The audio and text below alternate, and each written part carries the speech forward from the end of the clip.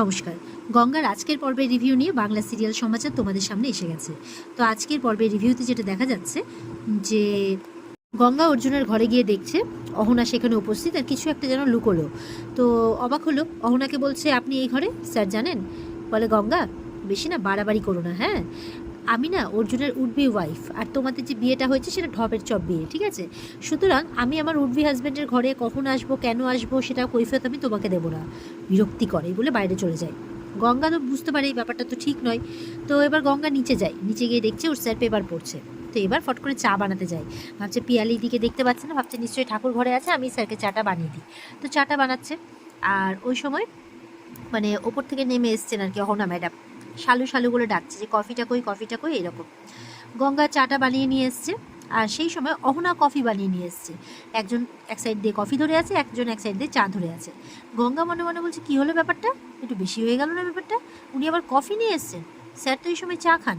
না বাবা, আমি বেশি কথা বলবো না, মানে কথাই বলবো না। এর আগের দিন স্যার আমাকে গাল দিয়ে বকা দিয়েছেন, আর না, দেখি কি করেন স্যার। চুপচাপ আছে গঙ্গা। অর্জুন দেখছে যে একজন কফি একজন চা নিয়ে আছে, চুপচাপ আছে। গঙ্গার হাত থেকে চাটাই নিয়ে নেয়। তো অহনা বলছে তুমি চাটা নিলে, তুমি না কফি খেতে ভালোবাসতে? অর্জুন কোনো উত্তর দেয় না। এবার অর্জুন কিন্তু গঙ্গার স্টাইলে চায়ে বিস্কিট ডুবিয়ে ডুবিয়ে খাচ্ছে, একদম মজা নিয়ে নিয়ে। অহনা বলছে তোমাকে আজকে একটা সিদ্ধান্ত নিতেই হবে।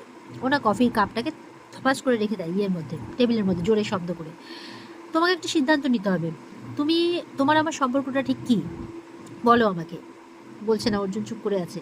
বলে তুমি বলছো না, তুমি চা খাচ্ছ, তুমি নতুন মেয়ের জন্য পুরনো মেয়েকে ভুলে যাবে, পুরনো ভালোবাসাকে। অর্জুনের মায়ের চিঠিতে এক্স্যাক্ট এই কথাটাই লেখা ছিল, আর সেটাতেই আঘাত করেছে। অর্জুন বলছে মা তো এক্স্যাক্ট এই কথাটাই বলেছিল, নতুনের জন্য পুরনোকে না ভুলতে। আর অহনা আমার সেই জায়গাতে আঘাত করছে। অহনাও মনে মনে বলছে চিঠিতে এটাই লেখা ছিল, এবার দেখি তুমি কি করো। তো তবুও অর্জুন চুপ করে আছে। এবার অর্জুনের মা এসছে, বলে হ্যাঁ তোমাকে একটা সিদ্ধান্ত নিতেই হবে, তোমার আর অহনার সম্পর্কটা ঠিক কি। গঙ্গা কিন্তু চুপ করে আছে। শালমলি পাশ থেকে একটু বেশি কথা বলছে। গঙ্গা এই যে খাবারে মানে পায়েসে পেট খারাপের ওষুধ মিশিয়ে দিয়েছিল, ছি ছি এত বাজে একটা কাজ করলো, তাও অর্জুন তুমি কোনো কিছু বলছো না গঙ্গাকে, এটা তুমি করতে পারলে? তুমি অহনার সাথে এমনটা কেন করছো, মেয়েটাকে কেন অপমান করছো? তখন অর্জুন উঠেছে, আমি কাউকে কোনো অপমান করিনি বৌদি, তাছাড়া আমি তো এই সময় চা খাই আর গঙ্গা প্রায় আমাকে চা বানিয়ে দেয়। আমি তো বুঝতে পারছি না অহনা হঠাৎ করে কফি নিয়ে এলো কেন, গঙ্গার সাথে কিসের এত কম্পিটিশন, কি প্রমাণ করতে চাইছে ও, এইসব কেন করছে ও এরমভাবে বলছে। অহনা বলছে কম্পিটিশন তো ছিল না, এখন তৈরি হচ্ছে, তুমি তৈরি করছো। অহনা বলছে তুমি প্রত্যেকটা ব্যাপারে গঙ্গাকেই সাপোর্ট করছো, তাতে যে আমার ইনসিকিউরিটি বাড়ছে। নতুনের জন্য তুমি পুরনোকে ভুলে যাচ্ছ। আজকালকার দিনে আর কে এমন আছে যে একজনকেই ভালোবেসে যেতে পারে? এই সব চিঠির কথাগুলো কিন্তু একদম ব্রহ্মাস্ত্রের মতো ছাড়ছে, আর বলছে এই ব্রহ্মাস্ত্রটা ছাড়লাম, দেখি এবার তুমি কি করো। অর্জুন কিন্তু একদম থমকে যায়। মানে অহনা বারবার এটাই প্রমাণ করার চেষ্টা করছে যে অর্জুন তার মায়ের বলা কথাগুলোর থেকে সরে যাচ্ছে। অর্জুন মনে মনে বলছে ও গড, মা তো এই কথাগুলোই বলেছিল।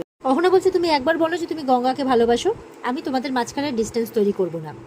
তো অর্জুনের মা বলছে তুমি এইসব কথা এখনই কেন বলছো, আগে অর্জুন বলুক যে ও গঙ্গাকে ভালোবাসে, গঙ্গার সাথে সংসার করতে চায়। তখন জেঠিমা বলছে ছোট, এইসব কথা কি বলছিস, গঙ্গার সাথে ওর বিয়েটা হয়েছে, এটা তো সত্যি কথাই, তাহলে এইসব কথা কেন বলছিস? তো তখন অহনা বলছে, মানে বলছে আর কি, যে অহনা তো অর্জুনের গঙ্গার বিয়ের সময় ও তো ছেড়ে চলে গেছিলো, অনেক আগেই ছেড়ে চলে গেছিলো, তাহলে ও কেন এখন এইসব কথা বলছে? অহনা বলছে আমি কতবার বলবো, আমি ওকে নর্মাল লাইফে ফেরানোর জন্য ছেড়ে যাওয়ার ভান করেছিলাম, ওকে একটা আঘাত দিতে চেয়েছিলাম। গঙ্গা মনে মনে বলছে হ্যাঁ কাঁচা কলা চেয়েছিলে তুমি, হ্যাঁ সুযোগ বুঝে আবার ফিরে এসছো, শুধু প্রমাণ নয় বলে, প্রমাণ নেই বলে চুপ করে আছি। এবার যখন অহনা টহনা মিলে সবাই মিলে খুব জোর করছে কি চাও তুমি, তখন অর্জুন রেগে গিয়ে চিৎকার করে বলছে আমি একটা সুস্থ সম্পর্ক চাই, একদম সুস্থ সম্পর্ক, যেই সম্পর্কে কোনো টানাপোড়েন, এই কোনো এই যে অশান্তি ঝামেলা থাকবে না। আর যেই সময় আমার অহনাকে প্রয়োজন ছিল না, সেই সময় গঙ্গা আমার সাথে ছিল, অহনা আমাকে ছেড়ে চলে গিয়েছিল। গঙ্গা আমার জন্য যা যা করেছে অহনা সেগুলো করা উচিত ছিল, কিন্তু ও করেনি, ও আমাকে ছেড়ে গেছিলো। গঙ্গা আমার জন্য সেই সব কিছু করেছে, তাই জন্য গঙ্গাকে আমি কোনোভাবেই ছেড়ে দিতে পারবো না। ও আমার বিয়ে করা লিগ্যাল ওয়াইফ, ঠিক আছে? আমি একজন পুলিশ অফিসার, আমাকে তো ওর জন্য জাস্টিস করতে হবে, ওর জন্য জাস্টিস করতে হবে, নিজের দিকটাও ভাবতে হবে। ওর মতো ভালো মেয়ের সাথে আমি কোনোদিনও কোনো অন্যায় করতে পারবো না। আমি তখন ওকে এমনটাও বলেছিলাম যে তুমি ওয়েট করো, আমি গঙ্গাকে একটা জাস্টিস পাইয়ে দিই, গঙ্গার একটা বিচার করে দিই, গঙ্গার একটা ওকে একটা জায়গা বানিয়ে দিই ওর, তারপরে আমাদের কথাটা আমি ভেবে দেখবো। কিন্তু তুমি তো আমাকে সময় দেবে না, তো আমার কিচ্ছু করার নেই, আমি কি করবো এখন, কি করতে পারি আমি? এই বলে অর্জুন বিরক্ত হয়ে সাইডে চলে যায়। গঙ্গার চোখে জল। একদিকে ভালো গঙ্গার হয়ে কথা বলছে, কিন্তু আরেকদিকে গঙ্গা মনে মনে বলছে শুধুই কর্তব্য, কর্তব্য ছাড়া কোনো কিছুই নয়। তবে গঙ্গা নিজেকে নিজেই বলছে, তুই তো সবই জানতিস এগুলো, তাহলে এত দুঃখ পাচ্ছিস কেন? এত তো দুঃখ পাওয়ার কিছু নয়, তোর তো জানা কথা এগুলো। স্যার তো কোনোদিনই নিজের মনের কথা তোর কাছ থেকে গোপন করেনি, এমনটা মনে মনে বলছে।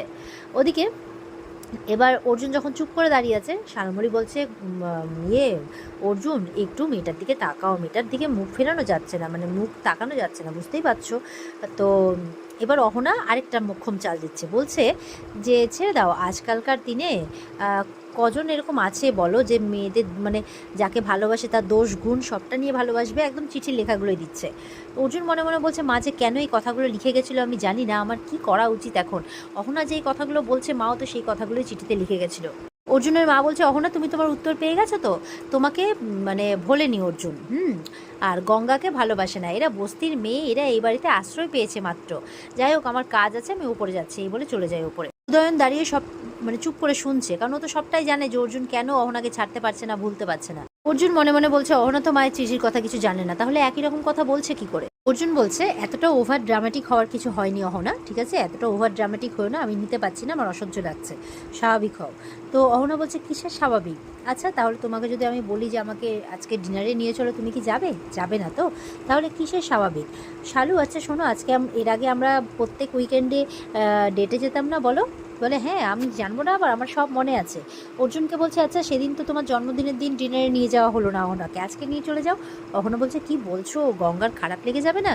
এইসব নাটক শুরু করেছে এখন। অর্জুন বলছে, দেখলে তো কেমন কথা বলছে, এতক্ষণ ধরে যা বললাম ওর কানে ঢুকলো না একটা। এবার তো শালমলি খুব জোর করছে, ডিনারে নিয়ে যাও না, তাহলেই তো বুঝে যাবে যে তুমি সম্পর্কটাকে স্বাভাবিক করতে চাইছো আগের মতো। অর্জুন বলছে, ঠিক আছে, তবে রাত 10টার মধ্যে কিন্তু আমি বাড়ি ফিরবো, ওই লেট নাইট অব দি নাচানাচি আমার কিন্তু পছন্দ নয়, যদি রাজি থাকে তাহলে বলে দিও 6:30টায় আমি পিক আপ করবো। এই বলে অর্জুন ওপরে চলে যায়। গঙ্গাদের খারাপ লাগে, কিছু করার নেই। তখন তো গঙ্গাকে শুনিয়ে শুনিয়ে অহনা বলছে, দেখলে তো অর্জুন আমাকে আবার আগের মতো ডেটে নিয়ে যাচ্ছে। তো শালমলি বলছে, চলো কি পড়বে টরবে সব কিছু ডিসাইড করে নিই, চলো চলো, এই বলে ঘরে চলে যায় ওরা। এবার গঙ্গাকে জেঠিমা বলছে, তুই মন খারাপ করিস না গঙ্গা, অর্জুন অতটাও খারাপ নয় রে, ও শুধুমাত্র শান্তি বজায় রাখার জন্য এটা করেছে। দিয়ে এবার পিয়ালিকে বলছে, চলো পিয়ালি, জলখাবার বানাতে হবে। এই বলে যাচ্ছে। পিয়ালি তখন গঙ্গাকে বলছে, আমি জানি তোর বুকটা ফেটে যাচ্ছে, তবে চিন্তা করিস না, সব ঠিক হয়ে যাবে, বাবা গঙ্গেশ্বরকে ডাক সমানে, আর একটা রাস্তা উনি ঠিক দেখাবেন, দেখবি। এই বলে পিয়ালি রান্নাঘরে চলে যায়। এরপরে বড়দা গঙ্গাকে বলছে, কান্না পাচ্ছে, আমি জানি তোমার খুব মন খারাপ করছে, অর্জুনকে না তুমি খারাপ ভেবো না, ওর না হাত পা বাঁধা, খুব সেন্সিটিভ ছেলে, তোমাকে নিয়ে খুব সচেতন, আসলে ওর একটা পিছু টান আছে, যার জন্য ও অহনাকে ছাড়তে পারছে না। তো সেটা কি, সেটা হচ্ছে অর্জুনের মায়ের লেখা চিঠি, সেই চিঠিটার কথা গঙ্গাকে বলে। অর্জুন চিঠিতে লিখে গেছে, যা যা লিখে গেছে সবটা গঙ্গাকে বলে, ওই জন্য অর্জুন অহনাকে ছাড়তে পারছে না। গঙ্গার মাথায় তো সঙ্গে সঙ্গে ক্লিক করে, যথেষ্ট শার্প মাথা। বলছে যে স্যারের মা চিঠিতে যা যা লিখে গেছেন অহনা ম্যাডাম ঠিক সেই কথাগুলো বললেন না? এমন নয় তো উনি কিন্তু এই অহনা ভাইরাস কিন্তু ওই স্যারের ঘরে ঢুকেছিলেন, এমন নয় তো কোনোভাবে চিঠিটা পড়ে নিয়েছেন, মানে দেখে নিয়েছেন, আর সেই চিঠির কথাগুলো বলে স্যারকে দুর্বল করার চেষ্টা করছেন? আমি বলছি কিন্তু দাদা, ওই ভাইরাস কিন্তু স্যারকে একদমই ভালোবাসে না, ও এসছে কোনো না কোনো মতলবে এখানে, আর আমি সেটা খুব ভালো করেই জানি। ওই জন্য আমাকে এবার ওকে আটকাতেই হবে, কিছুতেই স্যারকে ওই অহনা ম্যাডামের সাথে যেতে দেওয়া যাবে না। আর দাদা তোমাকেও কিন্তু আমার সাথ দিতে হবে, আমার মাথায় একটা প্ল্যান আছে। বলে, কি প্ল্যান বলো? আমি আমার ভাইকে খুব ভালোবাসি, আর আমি জানি তুমিও ওকে মন থেকে ভালোবাসো, আমি আছি, আর আমিও চাই ওই অহনা ভাইরাস বাড়ির থেকে বেরিয়ে যাক, তাই বলছে। তো এবার গঙ্গা বলছে, আমাকে বলে না বস্তির মেয়ে, এবার বস্তির মেয়েই দেখাবে যে স্যারকে বিরক্ত করার ফল কি হয়। এবার অহনা নেমে এসছে ওপর থেকে, বলছে যে গঙ্গা তো কিচ্ছু করতে পারলো না, অর্জুন তো আমাকে নিয়ে যাবে, যাই গঙ্গার মজা নিয়ে আসি একটু। তো নিচে নেমেছে, তখন গঙ্গা কোথাও একটা বেরোচ্ছে। গঙ্গাকে বলছে, কি গঙ্গা, এবার তো আটকাতে পারলে না, নাকি আটকাবে? আবার কি পেট খারাপের ওষুধ মেশাবে? এর আগে তো মিশে কিচ্ছু হলো না, অর্জুন তো আমাকে ডেটে নিয়ে যাচ্ছে, তুমি বস্তির মেয়ে, তুমি এসছো অহনা ব্যানার্জির সাথে কম্পিট করতে, তাও আবার কাকে নিয়ে? অর্জুনকে নিয়ে। এই বলে খুব হাসছে। গঙ্গা তো গটগট করে তাকিয়ে আছে। আর এখানেই কিন্তু আজকের পর্ব শেষ হয়ে যায়। তো এই ছিল আজকের পর্বের রিভিউ। ভালো লেগে থাকলে পর্বকে লাইক কমেন্ট করে জানাতে ভুলবে না, আর আমাদের সাথে জুড়ে থাকতে চ্যানেলকে সাবস্ক্রাইব করতে ভুলবে না। দেখা হচ্ছে তোমাদের সাথে আগামীকালকে। সবাই খুব ভালো থাকবে। আজকের মতো পর্বের রিভিউ এই পর্যন্তই। বিস্তারিত দেখতে অবশ্যই স্টার জলসার পর্দায় চোখ রাখবে।